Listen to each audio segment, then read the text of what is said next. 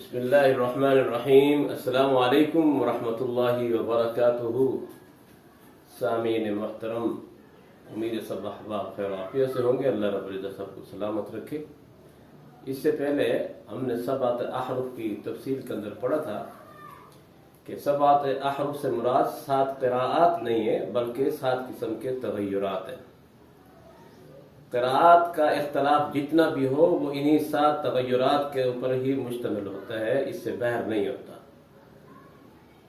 تو ان تغیرات کو ہم پڑھتے ہیں کہ وہ کس قسم کے تغیرات ہیں اور کون کون سے ہیں۔ آئیے دیکھیے، سب سے پہلی صورت افراد، تثنیہ اور جمع کا اختلاف، یعنی مفرد، تثنیہ اور جمع ہونے کا اختلاف، یعنی کسی کلمے کا مفرد ہونا یا اسی کا جمع ہونا یا اسی کا تثنیہ ہونا، یہ قراء کے درمیان جو اختلاف ہے، فرمایا سب سے پہلی قسم یہ ہے، جیسے فدیۃ طعام مساکین، فدیۃ طعام مسکین۔ اب بعض قراءات کے اندر یہ مسکین کا لفظ جمع کے ساتھ ہے اور بعض قراءات کے اندر یہ مفرد کے ساتھ۔ وَهُمْ فِي الْغُرُفَاتِ آمِنُونَ، وَهُمْ فِي الْغُرْفَةِ آمِنُونَ۔ الغرفات یہ جمع ہے، الغرفہ یہ مفرد ہے، تو اس میں اختلاف قراء کے درمیان مفرد اور جمع اور مفرد ہونے کے اعتبار سے ہے۔ دوسری قسم ہے افعال کے صیغوں کا اختلاف۔ افعال کے صیغوں کے اختلاف کا مطلب یہ ہے کہ ماضی، مضارع، امر، اس میں قراء کا اختلاف۔ بعض قراءات کے اندر وہی کلمہ ماضی کے صیغے کے ساتھ پڑھا گیا ہے، بعض قراءات میں وہی کلمہ جو ہے امر کے صیغے کے ساتھ پڑھا گیا ہے، جیسے فرمایا قال ربی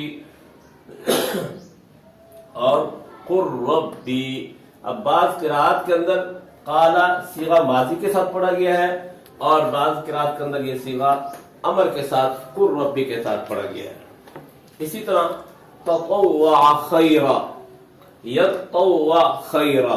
اب غور کریں تو یہاں اختلاف جو ہے ماضی اور مضارع کے اعتبار سے ہے، تو فرمایا کہ یہ اختلاف یا ماضی، مضارع اور امر کے اعتبار سے ہوگا۔ تیسری صورت ہے اختلاف وجوہ اعراب، اعراب کا مختلف ہونا کسی وجہ سے، جیسے وَلَا تُسْأَلُ عَنْ أَصْحَابِ الْجَحِيمِ، وَلَا تَسْأَلْ عَنْ أَصْحَابِ الْجَحِيمِ۔ تو بعض قراءات کے اندر وَلَا تُسْأَلُ پڑھا گیا ہے اور بعض کے اندر وَلَا تَسْأَلْ پڑھا گیا ہے۔ نمبر 4 اختلاف بالنقص والزیادہ۔ اختلاف بالنقص والزیادہ کا مطلب یہ ہے کہ کسی حرف کا اضافے کے ساتھ یا کسی حرف کے کمی کے ساتھ، جیسے فرمایا وَسَارِعُوا إِلَى مَغْفِرَةٍ مِّن رَبِّكُمْ اور سَارِعُوا إِلَى مَغْفِرَةٍ مِّن رَبِّكُمْ، تو واو کا اضافہ ہے بعض روایات کے اندر اور بعض روایات کے اندر قراءات کے اندر واو کا حذف ہے، تو اس کا مطلب ہے نقص اور نقص اور زیادتی، یعنی کمی اور زیادتی۔ نمبر 5 تقدیم و تاخیر۔ تقدیم و تاخیر یعنی کسی کلمے کا مقدم ہونا یا کسی کلمے کا مؤخر ہونا، اس کو تقدیم، جیسے وقاتلوا وقتلوا، وقتلوا وقاتلوا۔ بعض روایات کے اندر قاتلوا مقدم ہے، قتلوا مؤخر ہے، اور بعض قراءات کے اندر قتلوا یہ مقدم ہے اور قاتلوا مؤخر ہے، اس کا تقدیم و تاخیر کا اختلاف۔ نمبر 6 اختلاف لہجات، لہجوں کا مختلف ہونا، جیسے فتحہ، امالہ، یعنی فتح خالص الف پڑھنا، امالہ جھکا کے پڑھنا، اظہار، ادغام، تسہیل، تحقیق، تفخیم اور ترقیق۔ اور قبائل عرب کی لغت کا جو اختلاف ہے وہ بھی اسی اختلاف لہجات کے اندر شامل ہے، جیسے بیوت، بیوت، بعض لغات کے اندر بیوت با کے کسر کے ساتھ پڑھا گیا ہے اور بعض کے اندر با کے ضمہ کے ساتھ پڑھا گیا ہے۔ خفیہ، خفیہ، بعض لغات میں خا کے ضمہ کے ساتھ ہے اور بعض میں خا کے فتح کے ساتھ۔ زبورہ، زبورہ، بعض لغات کے اندر زا کے زبر کے ساتھ ہے اور بعض میں زا کے ضمہ کے ساتھ۔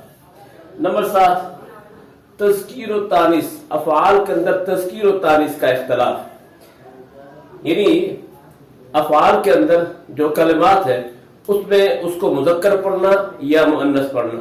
بعض قرآت کے اندر اس کو مذکر پڑھا گیا ہے، بعض قرآت کے اندر اس کو مؤنث پڑھا گیا ہے. جیسے لا ولا يقبل منها شفاعة ولا تقبل منها شفاعة.